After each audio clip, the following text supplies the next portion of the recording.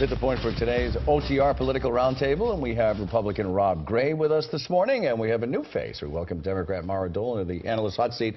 And don't worry, guys, I will not ask you why did Pete Carroll not give the football to Marshawn Lynch with seconds to go in the Super Bowl, because I'm happy he didn't.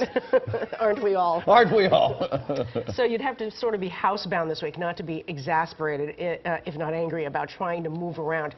Snow and cold weather were the nemesis of both Governor Baker and Mayor Walsh. Let's start with Walsh.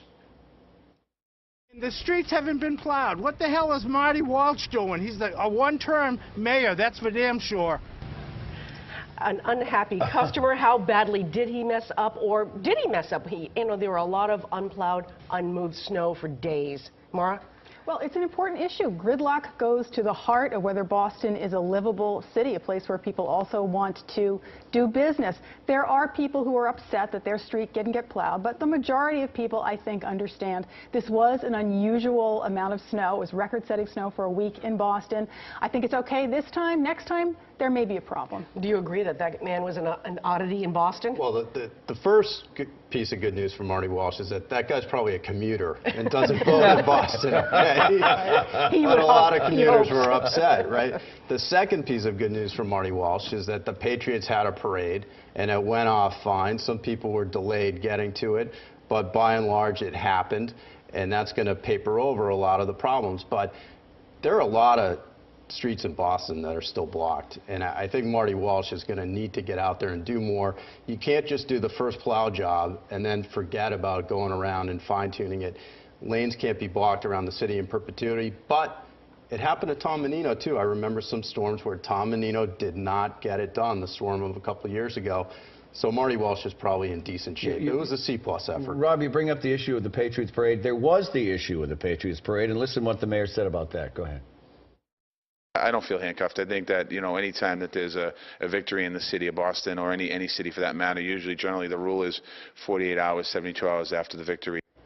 Well, it was not a popular decision to hold the Patriots rally on Wednesday. Originally, it was going to be on Tuesday, but it was too cold, so they held it on Wednesday. A lot of attention went to downtown snow, and some residents felt that the neighborhoods were being neglected. So, Mara, the issue is, all right, I understand the need for a parade, but was there a need for a parade given what was going on in the city? Well, Marty Walsh put the decision a little bit into the Patriots' lap by saying that the Patriots wanted to go away on vacation, and so they had to have it sooner than Saturday, which in a lot of ways would have made more sense. But ultimately, the parade was successful. It was very popular. Again, there are going to be outliers who didn't like it as much, but overall, the majority of people were glad that he went ahead and did the parade. So I think it ended up being the right call. So does the success gloss over the fact that, there were, record amounts of snow, as Mara pointed out, in a short period of time in the city? I think it does. And Mayor Walsh was between a rock and a hard place, between snowbanks and not having any players at the parade on the duck boat. So he did what he had to do, which is jam it into this week. The other half of this equation, of course, was the MBTA and the breakdown after both Baker asked people to take the T to work or use public transportation to go to work on last Monday, and then Walsh was saying, please take public transportation, which worked out fairly well for the most part.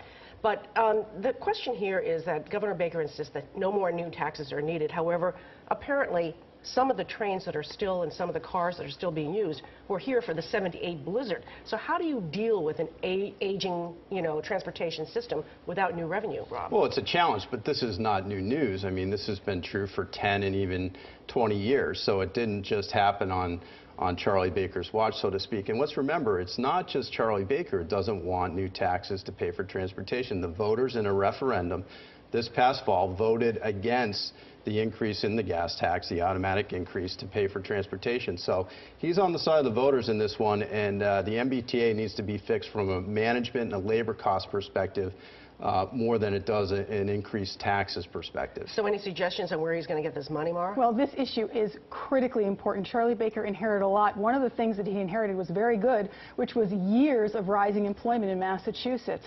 Public transportation goes to the core of whether we have a livable city, a workable city, and whether businesses want to come here. Businesses go where the workers are. If Charlie Baker wants to continue the employment trends in Massachusetts, he's got to make sure that he can bring businesses into the Commonwealth. And one of the ways to do that is with a first-class, first-world public transportation system.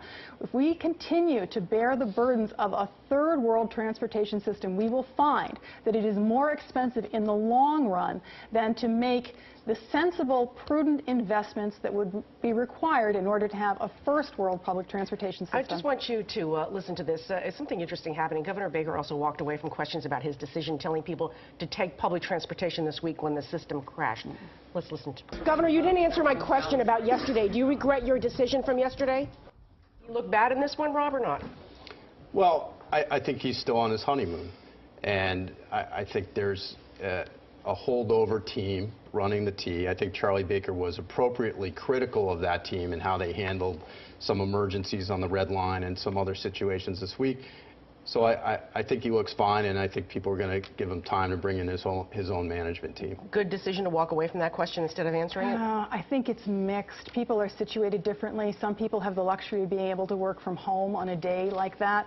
Many people do not. They have to take public transportation. It would have been helpful for them, for the governor, to provide more leadership. Let's talk about the governor in relationship to his announced cuts to solve for the massive deficit that he inherited. One giant cut, Mass Health, where he says he's going to scrutinize Medicaid recipients who he thinks has access to employer health care. Any fallacy in this argument, Maura? Well, Charlie Baker's hypothesis is that Massachusetts has a spending problem, and that as long as we identify areas where we don't have to spend what we're spending, we're going to be fine.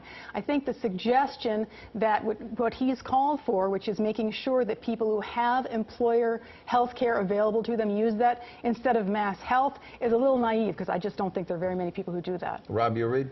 Well, Charlie Baker inherited almost an $800 million deficit from the Patrick administration. He's doing what he has to do to solve that problem. On Medicaid, yes, there's room. The Patrick administration did not apply basic screens to applicants for Medicaid. There was a study out that only 7% of Massachusetts welfare recipients participate in workfare. Connecticut, it's 59%. We are last in the nation in that. The Patrick administration went soft. Charlie Baker's tightening up the screens a little bit. I think it makes sense. We have to head to a commercial. Stay with us.